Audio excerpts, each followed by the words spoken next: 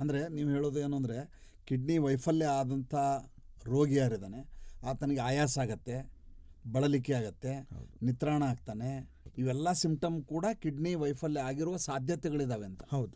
ಇವಾಗ ರಕ್ತ ಕಡಿಮೆ ಆಗಿದಾಗ ರಕ್ತ ಉತ್ಪನ್ನ ಮಾಡಲಿಕ್ಕೆ ಕಿಡ್ನಿ ಭಾಳ ಇಂಪಾರ್ಟೆಂಟ್ ಅದರದ್ದು ಅಂಗಾಂಗ.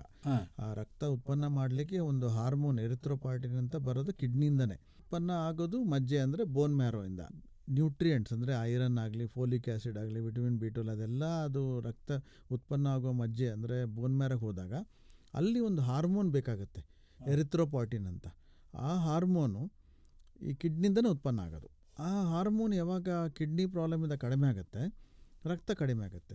ಸೊ ಮನುಷ್ಯನ ರಕ್ತ ಕಡಿಮೆ ಆದಾಗ ನಿಮಗೆ ನಿತ್ರಾಣ ಆಗುತ್ತೆ, ನಿಮಗೆ ಓಡಾಡಿದ್ರೆ ಆಯಾಸ ಆಗುತ್ತೆ. ರಕ್ತ ಕಡಿಮೆ ಇದೆ ಅಂತ ಕೆಲವರು ಹಾಕ್ಸ್ಕೊಂಡು ರಕ್ತನ ಇಂಪ್ರೂವ್ ಮಾಡ್ಕೊಂಡಿದ್ದಾರೆ, ಅರ್ಥಕ್ಕೆ ನಮಗೆ ಕಿಡ್ನಿ ಸಮಸ್ಯೆ ಕಂಡುಹಿಡಿಲಿಕ್ಕಾಗಿಲ್ಲ.